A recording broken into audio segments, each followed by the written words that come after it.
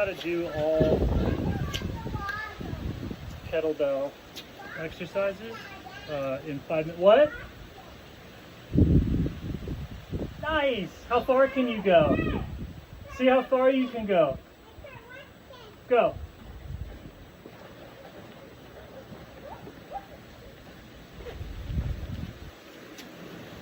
Okay, so all kettlebell exercises, especially core stuff. So you're basically using the weight to increase your gravitational field. It's a fancy way of saying like you're getting heavier.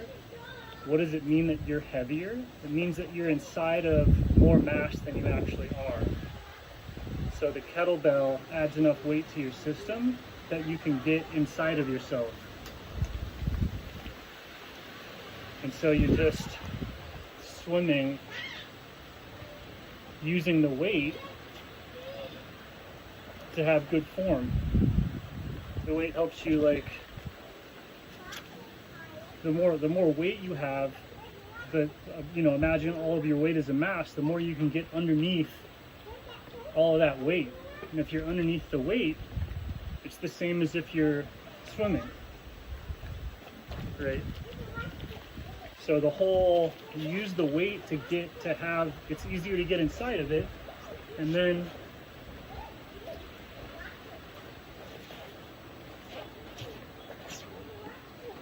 you're just swimming, right? So all the different things is just finding ways that you're able to swim inside of the weight right there. So the basic ones are great.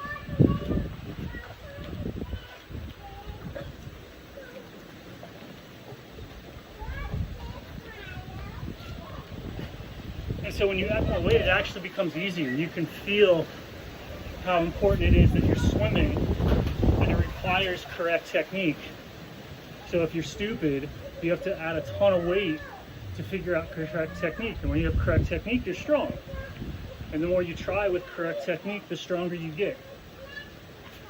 So you just add enough weight until you're sensitive that you're under weight. You're in a system with pressure, right? The more weight you can hold, the denser the pressure in your body is, which is your surrounding fluid. Your body pressure is the surrounding fluid. So the more weight that is pushing down on your fluidic mass, the denser the space around you becomes, and that's what lets you swim. And by swim, I mean I'm thrusting with I'm using all of everything's catching water to move the weight, right? And so people interpret that as, oh, correct technique. Well, why is it correct technique? Why is the position correct? Because that's the position people who are doing correct technique, which is swimming, staying in their body water, which is what people could just think of as athleticism.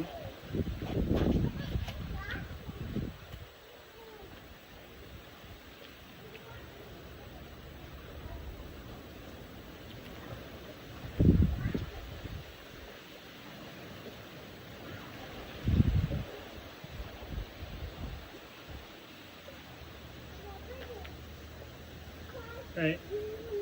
So there's no correct movement as long as you're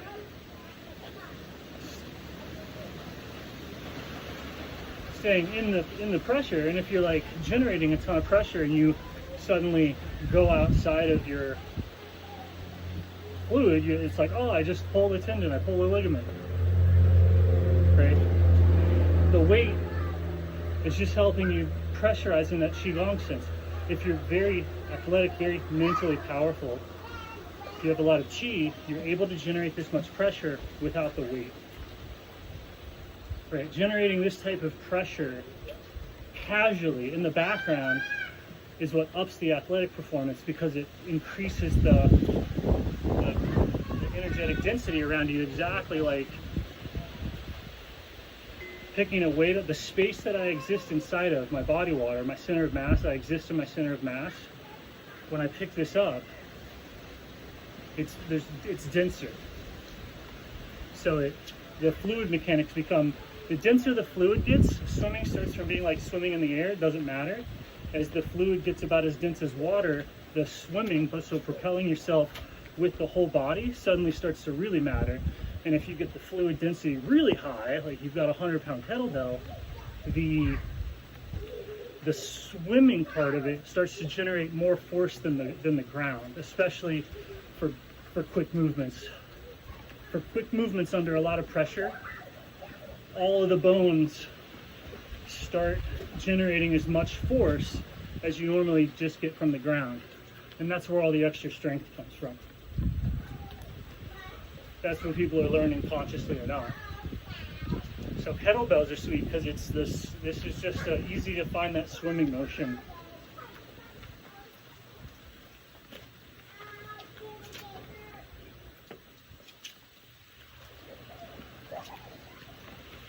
And so you can just practice swimming with relatively little weight. Like it doesn't take me much weight at all to get really dialed in to where my correct technique is. I have to focus a little bit more to find correct technique if I'm just doing body weight. Right, so if I pick this up, I'm using it as an aid for correct technique. I'm not using it to tire myself out. It's just an extra 20 pounds. Makes that muscle field very much easier to perceive.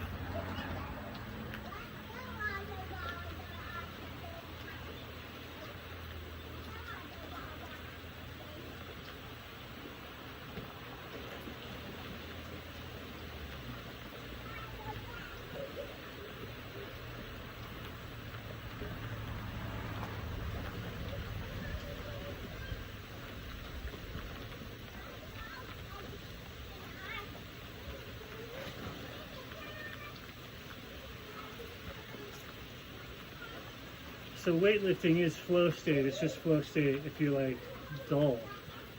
If you're too perceptually dull to find correct technique, weights can work as like sort of a rehabilitative exercise to get you to where you're like, oh, I'm there. That's where it is. So if somebody's like super deconditioned, like weights can be useful for all levels of like rehab, prehab, but they are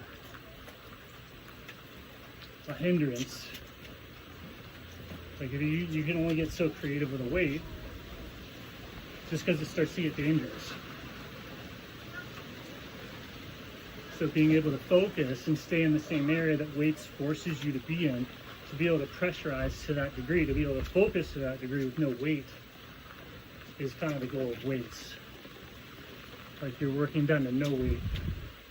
So even something like a 500-pound squat, you should be working down to the same amount of pressurization with no weight, and to do it like casually so you can have that going like while you do another movement.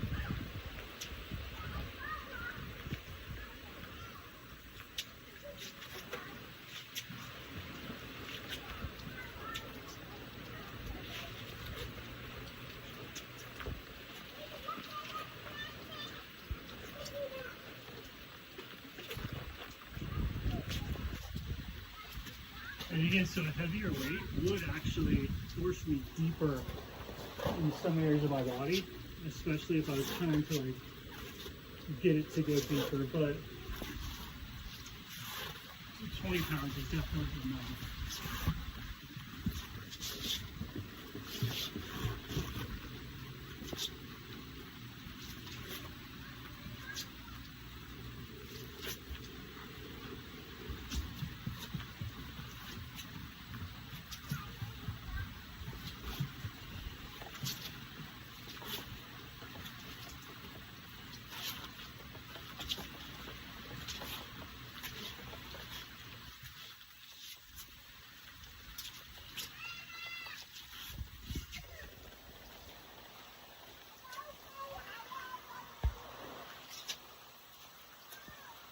And that's